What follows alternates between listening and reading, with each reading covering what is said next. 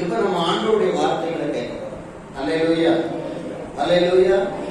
ஒவ்வொரு வாரமும் நாம படித்து வருகிற ஒரு நல்ல செய்தி, கிறிஸ்தவ ஜீவியத்தின் அச்சு அடையாளங்கள் 7. கிறிஸ்தவ ஜீவியத்தினுடைய அச்சு அடையாளங்கள் 7. அதுல அன்பு, விருத்தியாகுதல், கற்றுக்கொள்ளுதல், கீழ்ப்படிதல், தாழ்த்துதல், படைத்தவரின் சித்தம் செய்தல், பரலோகத்துக்கு எடுத்துக் கொள்ளப்படுதல் அல்லது மரித்து உயிர்த்தெழுதல் போன்ற 7 செய்தியை நான் உங்களுக்கு முன்பாக நான் வைத்துக் கொண்டே இருக்கிறேன். இதுல நாம போன வாரத்துல தாழ்த்துதலை குறித்து மிக தெளிவாக படிச்சோம். அல்லேலூயா. தாழ்த்தினார், நாம தாழ்த்தணும். தாழ்மை என்பது ரொம்ப முக்கியமானது. அல்லேலூயா. தாழ்மை இல்லாம கிருபைகளை பெற்றுக்கொள்ள முடியாது. தாழ்மை இல்லாம ஆசீர்வதிக்கப்பட முடியாது. தாழ்மை என்பது ரொம்ப முக்கியம் என்பது நம்ம படித்தோம். அல்லேலூயா. அவன் தாழ்த்தினான், கர்த்தர் அவனுடைய அழிவை என்ன செய்தார்? மாற்றினார் என்று பார்க்கிறோம். அப்ப தாழ்மை என்பது நமக்கு ரொம்ப முக்கியமானது. பிலிப்பியருக்கு எழுதின நிருபம்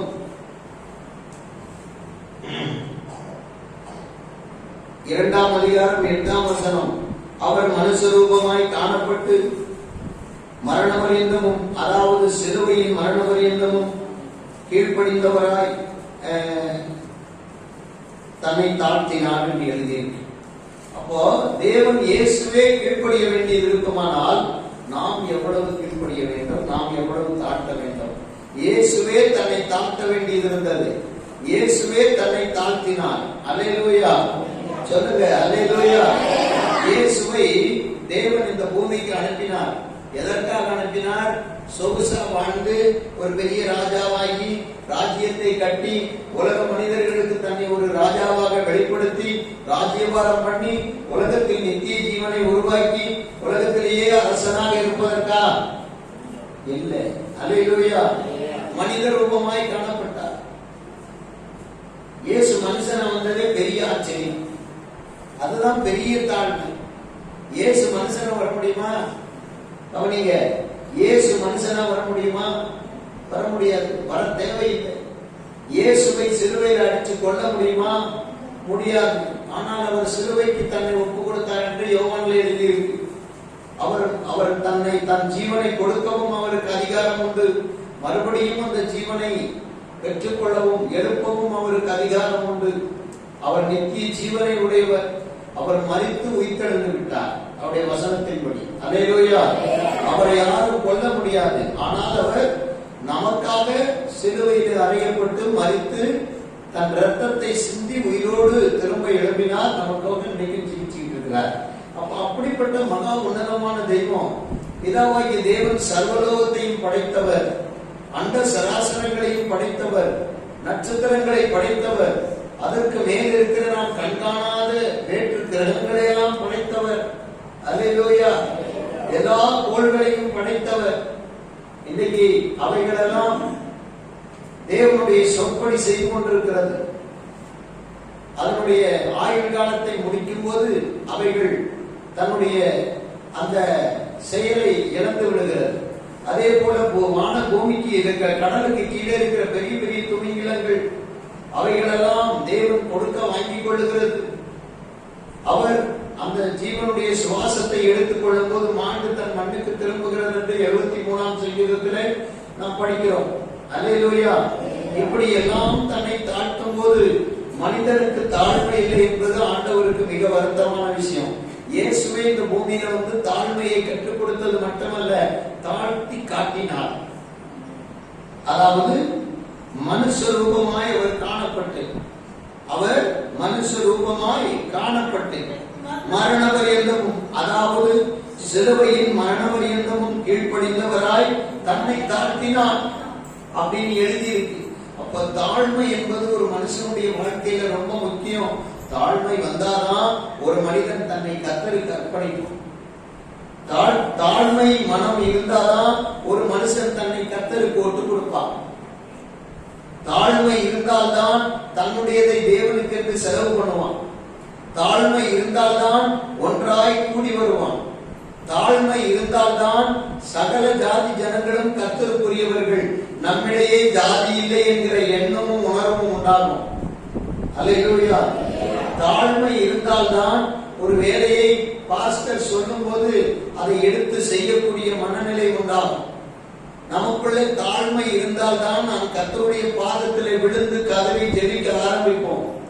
தாழ்மை என்கிற ஒரு குணம் நமக்குள்ளே இருந்தால்தான் நாம் தேவனுக்கு முன்பாக ஒன்றுமில்லை என்கிற அந்த நினைவு நம்முடைய இருதயத்திலே நிலைத்திருக்கும். அப்ப தாழ்மை என்பது எவ்வளவு முக்கியம் பாருங்க. அல்லேலூயா. பிதாவாகிய தேவனுக்கு சமமாய் இருந்த இயேசு இந்த உலகத்திற்கு மனிதனாய் வந்து அவதரித்த போது அவருக்கு படுக்க கூட இடம் இல்லை. அல்லேலூயா. சத்திரத்துல இடம் இல்லைன்னு எழுதி, சத்திரத்துல இடம் இல்லாததுனால முன்னணையிலே கிடத்தினார்கள். அந்த முன்னணை என்கிறதை மாட்டுத் தொழுவமா இருக்கலாம் என்று எல்லாரும் நம்புகிறார். முன்னணியிலே கிடத்தப்பட்டார். சரி, அவர் வளர்றார். வளரும் போது எல்லா ஆண் பிள்ளைகளையும், 3 வயதுக்குட்பட்ட ஆண் பிள்ளைகளை எல்லாரையும் கொன்று குவிக்கும்படி ஏரோது ராஜா என்ன பண்ணிட்டான்? கட்டளை கொடுத்தான். ஆண்டவர் இயேசு தன்னுடைய தகப்பன் தாயினாலே, பெற்ற தகப்பன் தாயினாலே எகிப்துக்கு தூக்கி கொண்டு போகப்பட்டு அங்கே ஏரோதின் ஜென்ம நாள், ஏரோது சாகர வரைக்கும் அங்க இருந்தார் எகிப்துல.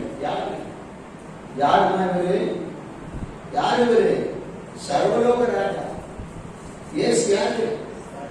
நியாயாதிபதி. இயேசு யாரு? உலகத்தை ரட்சிக்க வந்தவர்.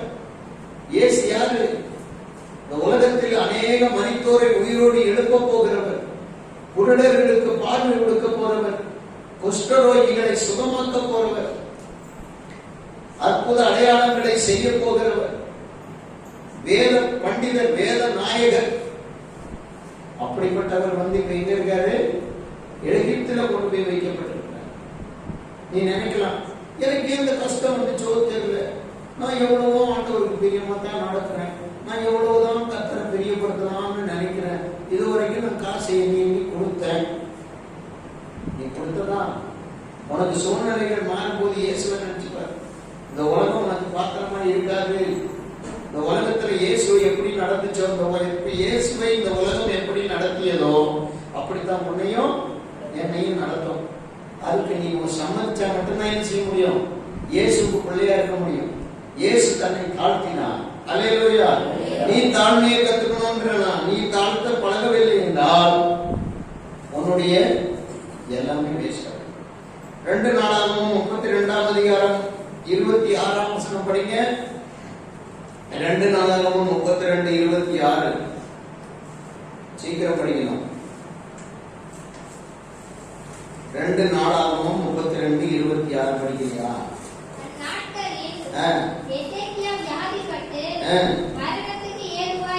மரணத்துக்கு ஏதுவாயிருந்தான். கர்த்தரை நோக்கி ஜெபம் பண்ணும்போது அவனுக்கு ஒரு அற்புதத்தை கட்டளையிட்டார். அப்படியே இருக்கு. 26ஆம் வசனமா படிச்ச 26 படி. எசேக்கியாவின் மனமேட்டிமை நிமித்தம் தங்களை தாழ்த்தினபடியினால் கர்த்தருடைய கடும் கோபம் எசேக்கியாவின் நாட்களிலே வரவில்லை. அப்ப என்னன்னா, தன்னை தாழ்த்தினால் கடும் கோபத்தை கூட மாத்திடலாம். ஆண்டவருடைய கடும் கோபத்தை மாற்ற வேண்டும் என்றால் மேட்டிமை இருக்கக்கூடாது. என்ன இருக்கக்கூடாது? யார் தெரியுமா? நான் எனக்கு எல்லாம் தெரியும். பாஸ்டருக்கு என்ன தெரியும்? பாஸ்டருக்கு என்னமா தெரியும்? படிக்காதவங்க பார்த்து விசுவாசிங்க.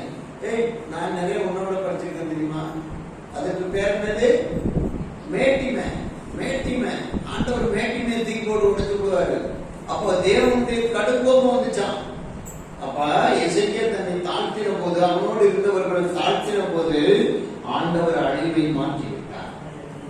அழிக்கிறேன்.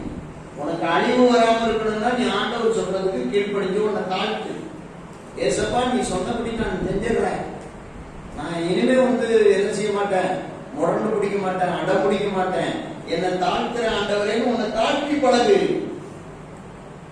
கர்த்தர் சொல்ற வார்த்தைக்கு கீழ்ப்படிஞ்சு தாழ்த்து. அல்லேலூயா, அல்லேலூயா. உபவாச ஜெபம்னு சொன்னா உன்னை தாழ்த்து. உனக்கு கற்றுக் கொடுக்கிற வானம் ஊழியக்காரன் சொன்னா நீ கற்றுக்கிறதுக்கு உன்னை தாழ்த்தி உட்காரு. பைபிளை எடுத்துட்டு நோட் எடுத்துட்டு பேனா எடுத்துட்டு உட்காரு. உபவாச ஜெபம்னா உபவாசம் போட்டு பசிப்பட்டினியா இருந்து உன்னை தாழ்த்து. அல்லேலூயா. என்ன சொல்றீங்க? வெள்ளை துணியை கட்டிட்டு வான்னா வெள்ளை துணிய நீ தாழ்மையோட வெள்ளை துணி போட்டு சபையில உட்கார்றது உன்னை தாழ்த்து. தாழ்மைக்கு அடையாளம். சபைக்கு வந்தா வெள்ளை துணியில வர பழகும். அல்லேலூயா. ஆடம்பரமாகிய போட்டு பூவு நெகபாலிசு மருதாணி என்ன இவங்க எல்லாரும் பார்க்கணும். இவங்க உலகம் தான் பார்க்கணும், இயேசு பார்க்க கூடாது. அந்த மாதிரி ஆடம்பரத்தை எல்லாம் வேறுன்னு சொன்னா எல்லாத்தையும் வெறுத்துட்டு என்ன பண்ணணும்? ஆண்டவர் பார்க்கல தாழ்த்தணும். நான் ஏசப்பா பிள்ளைய ஒரு தாழ்மையா வாழ போறேன். ஒரு எளிமையான உடவுடுனா ஒரு எளிமையான உடவு கொடுத்து ஆண்டவருடைய பார்க்கல தன்னை தாழ்த்தணும். நீ தாழ்த்தப்படகு அப்போ அழிவை கத்த மாற்றுவார். அழிக்காம ஆமென். நீ மேட்டினை கொண்டால் கீழ்ப்படியாமல் போனால் ஓ மேல தேவனுடைய கோபம் இந்த மாசத்துல பற்றி எரியும் என்று நான் சொல்றேன். சரி, அடுத்தது 2 நாளாகும் 12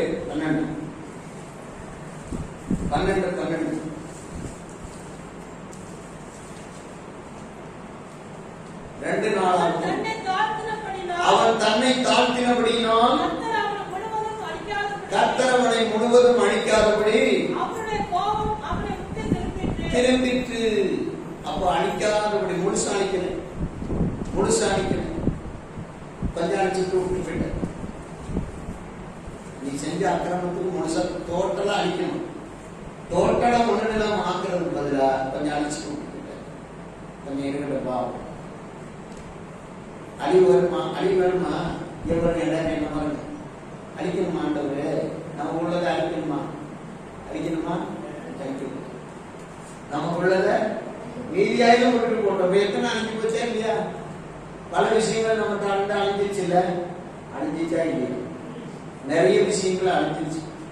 ஆனா முற்றிலுமா அழியல. நீ தேவ சமூகத்தில் நீ தாழ்த்த பழகிக்க, உனக்குள்ளது எதுவும் இனிமே அழியாது. அல்லேலூயா. நீதிமொழிகள் 22:4. நீதிமொழிகள் 22:4. நீதிமொழிகள் 22:4 படிங்க. நீதிமொழிகள் 22:4. தாழ்மைக்கும் கர்த்தருக்கு பயப்படும் பயத்துக்கும் ஐஸ்வர்யமும் ஏன் கூட வேகமா போறேன்? வடகிழக்கு திரும்ப போறியா?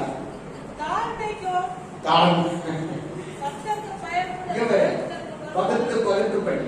எப்படி படிக்கணும்? பகுத்து படி. தாழ்மைக்கும் கர்த்தருக்கு பயப்படும் பயத்துக்கும் வரும் பலன். எவர் வரும் பலன்? முதல்ல என்னது? ஐஸ்வர்யம். ஐஸ்வர்யம்னா என்னது? பணம், பொருள், ஆசீர்வாதங்கள், ஆஸ்தி, சமாதானம், சந்தோஷம், வீடு, நல்ல பிள்ளைகளுடைய பாக்கியம், நல்ல குடும்ப வாழ்க்கை, நல்ல ஒரு தரித்திரமற்ற நிலைமை, இதெல்லாம் என்னது? ஐஸ்வர்யம். அதோட இணைந்து சேர்த்துக்கணும் தேவ சாயல், தேவனுடைய மகிமை. உன்னை பார்க்கிறவங்க எந்த கடையில அரிசி சாப்பிடுறேன்னு சொல்லுவாங்க. அல்லேலூயா. உன் உடம்பு மட்டும் இவ்வளவு செழிப்பா நல்ல ஒரு அழகா நல்ல ஒரு பிரகாசமா இருக்கே காரணம் என்ன? அல்லேலூயா. நான் கருப்பா இருந்தாலும் அழகா இருக்கிறேன்னு சொல்ற அளவுக்கு எல்லாருக்கும் முன்னாலும் உன்னை மகிமையா வைப்பாங்க. அல்லேலூயா, அல்லேலூயா. சில பேரனுடைய தேய்ன்னு தேய்ச்சாலும் என்ன வரணும்? மூஞ்சி எப்படி வெளுக்கணும்?